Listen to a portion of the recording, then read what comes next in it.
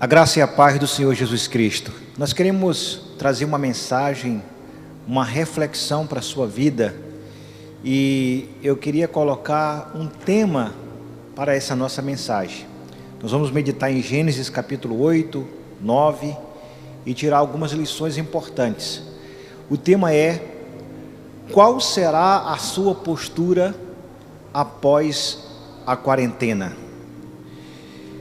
Qual será a sua postura, o seu proceder, depois que passar essa quarentena? Nós aprendemos isso com a história de Noé. Eu quero ler Gênesis. A palavra Gênesis no hebraico é Bereshit, significa princípio. E o versículo que eu quero meditar é versículo 15. Então falou Deus a Noé dizendo: sai da arca, tu e a tua mulher, e teus filhos, e as mulheres de teus filhos contigo. Esse texto mostra o final da quarentena de Noé. Para quem não sabe, Noé também enfrentou uma quarentena, o dilúvio sobre a terra, 40 dias e 40 noites de chuva sobre a terra. E aquela família passou esse período naquela arca. O que é interessante é que após passar esse período de quarentena, nós vimos algo interessante. Nós vimos algo aqui muito importante. Nós podemos observar que o versículo 20 nos traz uma grande lição. E eu quero que você medite nesse versículo 20. E edificou Noé um altar ao Senhor, e tomou de todo animal limpo e de toda ave limpa, e ofereceu holocaustos sobre o altar. O que esse texto quer nos dizer? Qual será a sua postura e a sua atitude após enfrentar essa quarentena? Ou seja, quando a vida cotidiana, ordinária, voltar ao normal, como todo mundo está sonhando, como todo mundo está esperançoso em voltar à sua vida prática, à sua vida normal, à sua vida ordinária, à sua vida cotidiana. Noé nos deixa um exemplo, queridos, que talvez a primeira lição que nós devemos aprender é que após passarmos por essa quarentena, a primeira atitude que devemos considerar é que devemos levantar ou edificar um altar ao Senhor. Foi a primeira coisa que aquele homem, como pai de família, como sacerdote, como homem de Deus, como patriarca, fez: edificar um altar ao Senhor. Aqui diz que de todo animal limpo e de toda ave limpa ofereceu holocaustos sobre o altar. Você sabe o que significa holocausto na Bíblia? A palavra holocausto significa um sacrifício agradável a Deus. Que você, nesse período em que Deus vai proporcionar que voltemos após a quarentena, possa oferecer sacrifícios aprazíveis, agradáveis a Deus. O que é interessante, que deve ser observado aqui, é que no versículo 21 diz que o Senhor cheirou o suave cheiro, e disse o Senhor em seu coração: não tornarei mais a amaldiçoar a terra por causa do homem, porque a imaginação do coração do homem é má desde a sua meninice, nem tornarei mais a ferir todo vivente como fiz. Uma coisa que nós observamos é que quando um homem de Deus, uma mulher de Deus, uma pessoa que teme ao Senhor, decide edificar um altar a Ele, como resposta a esse altar é que o nosso sacrifício, o nosso holocausto, vai subir como cheiro suave às narinas de Deus. É isso que o apóstolo Paulo nos ensina no Novo Testamento. que devemos oferecer a Deus um sacrifício agradável, um sacrifício santo, que toque o coração de Deus, que seja aprazível ao Senhor. Então, quando tudo isso passar, a primeira coisa que você tem que fazer, edifique um altar a Deus. Seja um homem temente ao Senhor, uma mulher temente ao Senhor, em todos os dias da sua vida.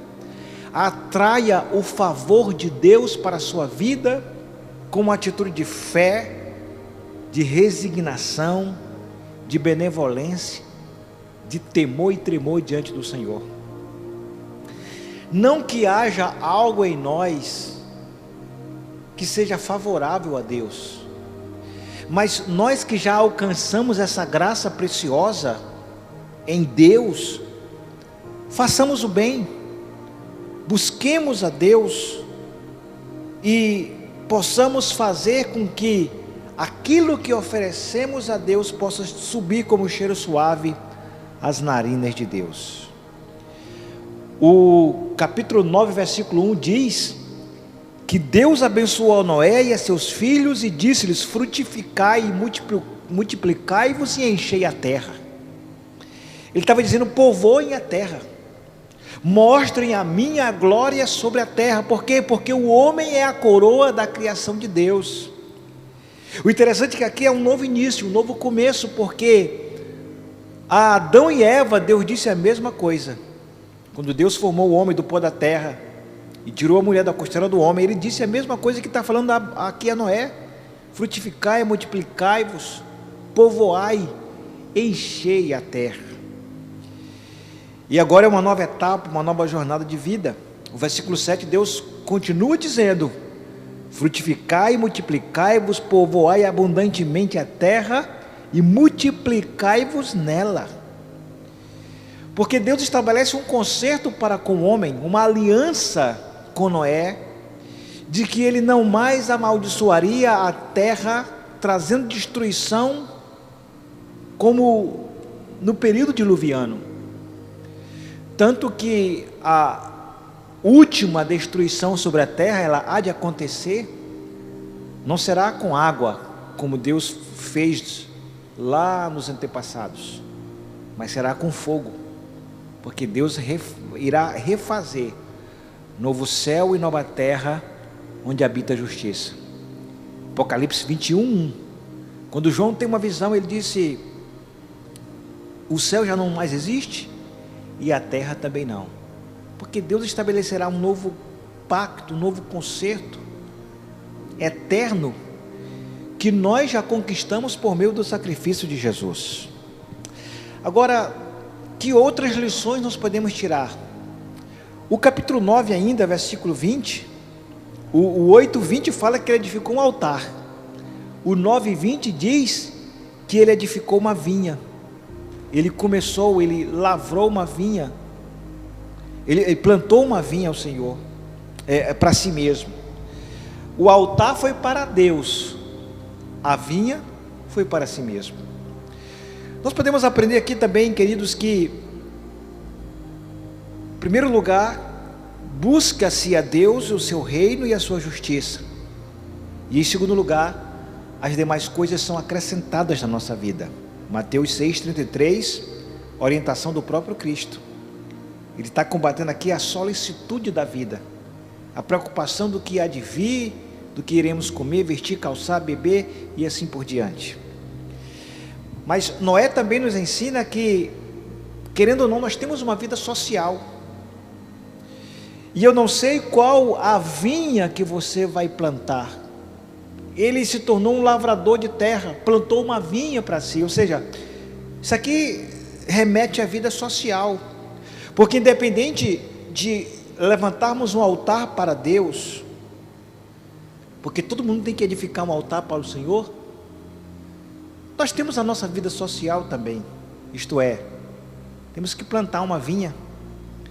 Aí é a sua vida pessoal, profissional, familiar, conjugal, a sua vida social, ela vai continuar, ao ponto de Noé nos ensinar que ele lavra a sua terra, né, edificando uma vinha, plantando uma vinha e desfrutando das benesses da sua vinha. Agora, uma outra coisa interessante: qual será a sua postura depois dessa quarentena? Infelizmente, nós temos em mente que surgirão muitas pessoas como Cão ou Cã, um dos filhos de Noé. O versículo 22 diz: e viu Cã, o pai de Canaã, a nudez de seu pai, e fê-lo saber a ambos os irmãos fora. Isto é, que essa não seja a tua postura especificamente. O que Cã representa? Um propagador de más notícias. Cã representa o dominador das redes sociais. Cã representa o homem que divulga desgraça, miséria, aquilo que é contrário. Nós temos visto muitos cãs ou cãos nesses dias de hoje, que têm apressado seus passos para demonstrar, para revelar a nudez das autoridades constituídas. E eu falo em todos os aspectos. Eu não estou falando aqui de presidencialismo, do aspecto governamental. Nós estamos falando que vivemos um princípio de reino. Mas a nossa vida social, ela tem demonstrado que muitas pessoas têm sido um cão. Viu a nudez do seu pai, que se embebedou, bebeu do vinho da sua própria vinha, e a Bíblia diz que ele descobriu a nudez de seu pai. Jesus disse, queridos, que ai daquele de onde vem o escândalo. Nem sempre o escândalo é daquele que causa. O escândalo muitas vezes é daquele que o promove. O que nós mais enfrentamos hoje através das redes sociais? O neologismo, que é uma palavra nova, surgida do inglês, para ficar muito mais bonito, né? Para não dizer que é uma mentira, que o fulano está publicando mentiras, a gente diz que ele está publicando uma fake news, uma notícia falsa, uma notícia inverossímil, não tem verdade nela. E cão é esse tipo de pessoa. Será que é isso que você quer? Será que é isso que você vai fazer da sua vida? Seja agora, nesse período de quarentena, e no mais depois, propagando a vergonha alheia? Eu te pergunto, foi para isso que você foi chamado? Eu não estou dizendo aqui que a gente tem que ocultar o pecado de ninguém, passar a mão, nada disso. Mas não apresse os seus passos para o mal. Refreie a sua língua, porque a palavra diz que toda palavra frívola dita nesse tempo, nós daremos conta no juízo. Então não seja um cão que trouxe para si maldição, que trouxe para si coisas ruins. Eu sei que as pessoas, em nome da sua verdade, elas não medem esforços para propagar notícias inverossímeis. E o mais importante, queridos, é que, em nome da minha verdade, eu coloco à prova a verdade alheia, não levando em consideração que do outro lado tem um pai de família, tem um esposo, tem um filho, tem um irmão, tem alguém que você precisa pensar o quanto antes vale a pena propagar notícias que tragam prejuízo, não somente para aquela pessoa, mas acima de tudo para si mesmo. O maior prejudicado na propagação das palavras de Cão não foi Noé. Noé, quando voltou à lucidez, não perdeu a autoridade, não perdeu a sua patente espiritual, não perdeu o seu sacerdócio, muito pelo contrário, a palavra de ordem, a carga profética dele sobre Cão foi pesada, a maldição sobre o seu filho foi pesada, porque Cão não teve a inteligência de, depois da quarentena, viver uma vida ética, com sobriedade, com inteligência. Por sua vez, nós aprendemos com a lição de duas pessoas aqui interessantes. Sem Jafé, os outros filhos de Noé. Versículo 23 do capítulo 9 diz assim: e viu Cão, o pai de Canaã, desde seu pai, e fez saber aos irmãos. Versículo 22, que estavam fora. Então, versículo 23, tomaram sem Jafé uma capa e puseram-na sobre ambos os seus ombros, e indo virados para trás, cobriram a nudez de seu pai, e os seus rostos eram virados de maneira que não viram a nudez de seu pai. Que você seja como sem Jafé, que você se levante disposto a cobrir a nudez das autoridades constituídas, daqueles que estão acima de você, daqueles que precisam do teu posicionamento. Sem e Jafé foram pessoas extremamente estratégicas no seu propósito, porque foram homens de integridade, velaram pela nudez de seu pai, cobrindo a nudez de seu pai. Então seja essa pessoa ética, essa pessoa prudente, essa pessoa que não mede esforços, como contrariando a atitude de Cão, para cobrir a nudez de quem precisa. E aqui é de qualquer pessoa.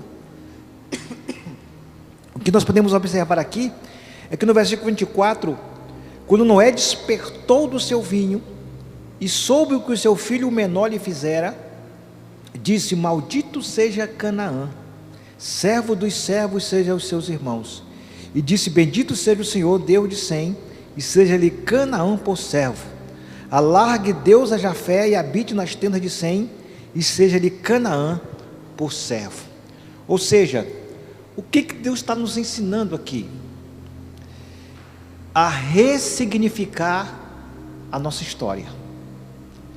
Deus está nos ensinando a ressignificar a nossa vida, a ressignificar a nossa postura de vida. Você não pode aceitar aquela ideia de que pau que nasce torto morre torto. Não é por causa disso que Deus fez de Jesus seu filho carpinteiro?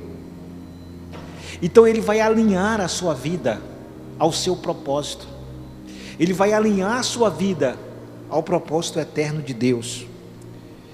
Deus vai alargar as tuas tendas, ele vai te abençoar de tal forma como sem Jafé foram. E eu quero aqui liberar uma palavra profética sobre a sua vida, sobre a sua casa, sobre a sua família. Seja tu abençoado por Deus, próspero, alcance outros níveis, prepare-se para outras esferas de ação, prepare-se para despertar habilidades que talvez você outrora desconhecia. Nós estamos falando aqui de um Noé que aprendeu a fazer coisas novas, incríveis, produtivas para si e para Deus. Qual o preço que você está disposto a pagar para edificar um verdadeiro altar diante do Senhor? Afinal de contas, ele ofereceu toda espécie de animal limpo. Isso demanda custo, demanda investimento, demanda preço. É o preço que nós temos que pagar para ser uma bênção diante do Senhor. E aqui eu concluo te levando a pensar que Noé, depois do dilúvio, viveu 350 anos, e foram todos os dias de Noé 95 anos e morreu. Isto é, Deus deu a Noé uma vida abundante. Eu e você ansiamos por essa vida abundante, longa vida sobre a terra, com graça, paz, prosperidade, provisão de Deus, porque depois da quarentena que nós estamos enfrentando, Deus vai levantar os edificadores de altar, Deus vai levantar os cobridores de unção, Deus vai levantar os prudentes, que irão velar a sua vida com ato de ação de graça, e que receberão copiosamente as ricas bênçãos de Deus para as suas vidas, para as suas famílias. Assim eu creio em nome de Jesus. Por isso, que você tenha uma semana incrível, abençoada, próspera. Se cuide, vele pela sua vida física, mas também pela sua vida moral, como também pela sua vida espiritual. Que você possa entender o quanto Deus é maravilhoso, o quanto Deus é poderoso, e que Ele santifica os seus, para a glória do seu poderoso e excelso nome. Eu quero concluir lendo 1 Samuel capítulo 7, versículos 8 e 9. Pelo que disseram os filhos de Israel a Samuel: não cesse de clamar ao Senhor nosso Deus por nós, para que nos livre da mão dos filisteus. Então tomou Samuel um cordeiro de mama e sacrificou-o inteiro em holocausto ao Senhor, e clamou Samuel ao Senhor por Israel, e o Senhor lhe deu ouvidos. Eu quero, como sacerdote, como um Samuel hoje, clamar por Israel, clamar pelo povo de Deus, e que o Senhor, pela sua graça e misericórdia, apesar de mim, Ele possa ouvir o meu clamor e me dar ouvidos. Você recebe aí essa palavra? Então eu vou orar por você e pela sua casa. Pai, em nome de Jesus, estamos enfrentando dias que não são fáceis, dias de aprimoramento, de reclusão, de lapidação, mas dias também de nos refazer como homens e mulheres de Deus. Que muitos, Pai, que não tinham mais nem altar, possam edificar um altar ao Senhor, e após enfrentar, passar por essa quarentena, na sua vida social, na sua vida normal, na sua vida ordinária, possa edificar um altar ao Senhor, possa continuar pagando um preço por uma vida transformada pelo poder do Evangelho salvífico do nosso Senhor e Salvador Jesus Cristo. Aqui neste altar eu oro por cada pessoa que está participando deste culto, que acompanhou os louvores, adorou a Deus, está ouvindo atentamente a esta mensagem. Eu oro por essa pessoa agora, que o Senhor possa alcançá-lo com toda a sorte e bênção, que o Senhor possa trazer a paz, a saúde, a provisão e a prosperidade sobre essa vida, sobre essa família.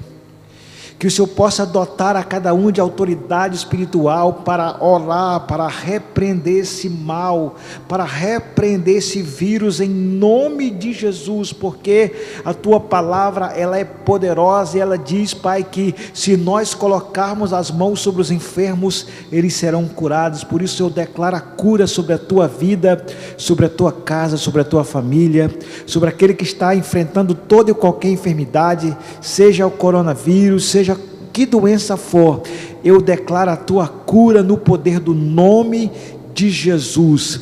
O nome de Jesus tem poder. Senhor, essa pessoa que está agora aflita, porque não tem visto a provisão que necessita, essa provisão vai chegar na sua porta.